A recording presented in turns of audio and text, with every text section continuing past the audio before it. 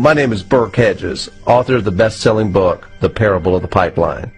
I open my book with a story about Pablo and Bruno, who take two very different paths in their quest for financial independence.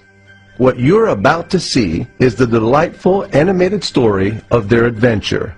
So, sit back, relax, and enjoy the life-changing lessons in The Parable of the Pipeline.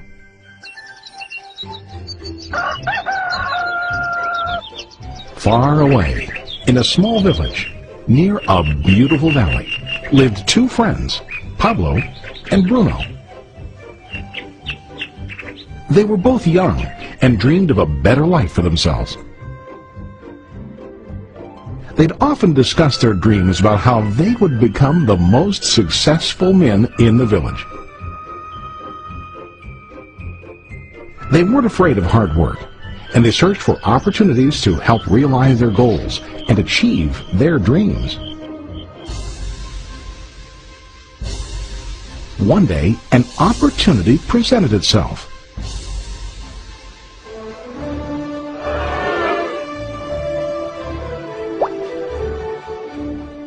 The mayor of the village decided to hire two people to bring water from a spring up on the mountain, across the valley, back down to the village. They were to be paid based on the amount of water delivered to the village. Bruno and Pablo enthusiastically got to work. Every day, from morning till evening, they carried buckets to and from the spring. They worked hard, carrying water to the village. In the evening, they'd return home with their day's wages.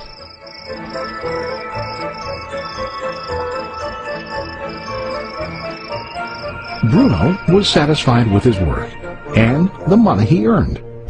He was sure that with this work he could achieve his dreams. Bruno thought that to increase his wages he could use bigger buckets to bring more water each trip. He believed with a larger income he would soon be able to buy a cow and the house that he dreamed about.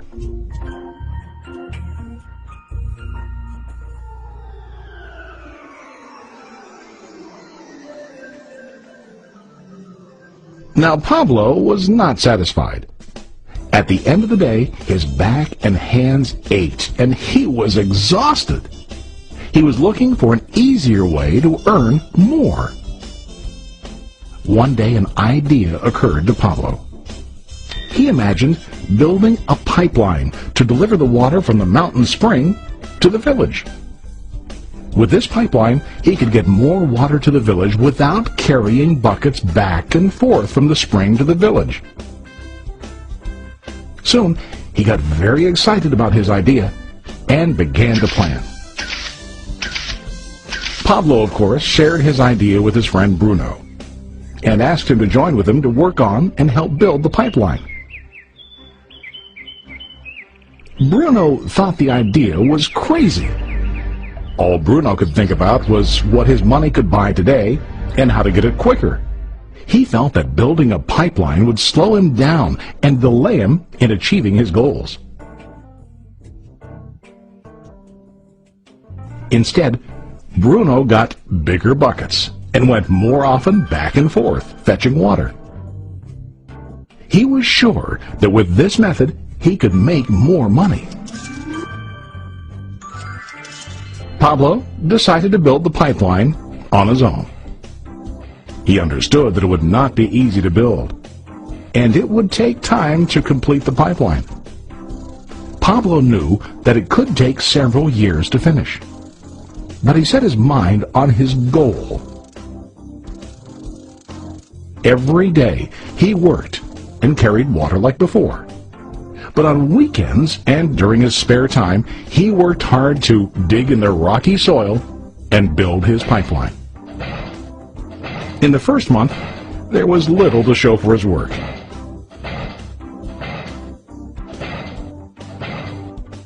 Bruno and the villagers laughed and teased him. They called him Pablo the Pipeline Man. During this time, Bruno's income doubled. He already bought a cow and a bigger house. His lifestyle changed. He now spent time after work in the bar, enjoying his hard-earned wages from delivering water.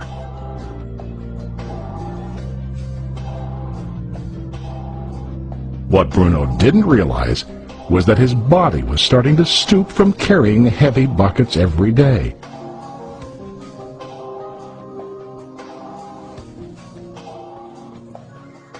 His face looked worn and his body tired. Soon, he began to carry less and less water due to the wear and tear on his body.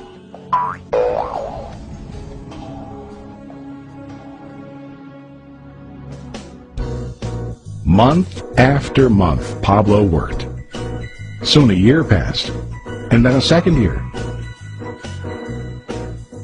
Finally, Pablo finished his pipeline. He now used his pipeline to deliver water to the village instead of carrying buckets. Pablo was now earning more money than ever before. The water continued flowing to the village, while Pablo wasn't working. While he slept and ate, the water flowed. Pablo was happy and proud of his insight, persistence, and hard work. Now his income flowed as long as the water flowed through his pipeline.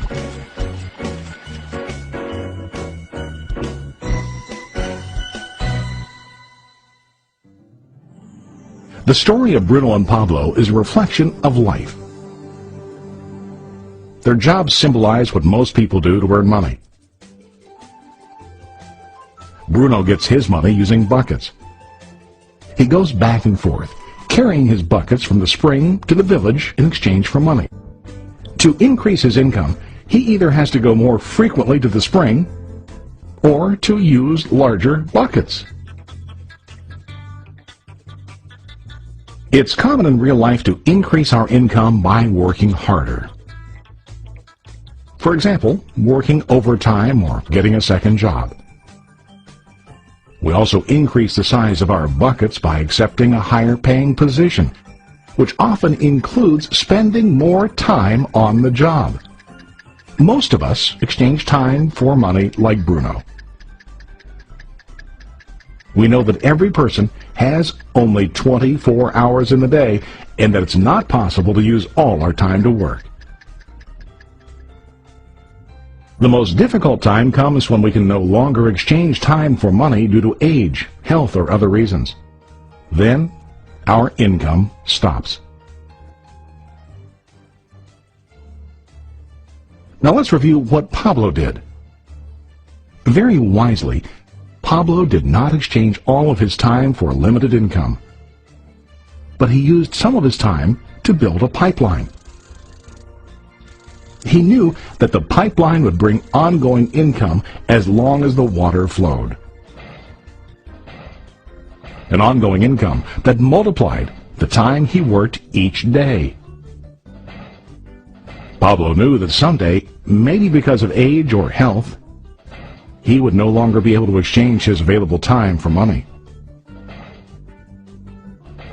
Pablo knew that if he could make his idea of a pipeline work, then he only has to do the hard work of building the pipeline. After the pipeline was completed, Pablo was able to monitor and maintain the flow of water to ensure that his income will continue. Pablo has shown us that to earn an income, we don't always have to directly exchange time for money. There really are better ways. How about you? Are you still like Bruno, who directly exchanges time for money? Or do you want to be like Pablo, building and maintaining a pipeline for ongoing income? If you are interested in the idea of building your own pipeline, contact the person who lent you this presentation. You can start building your pipeline today.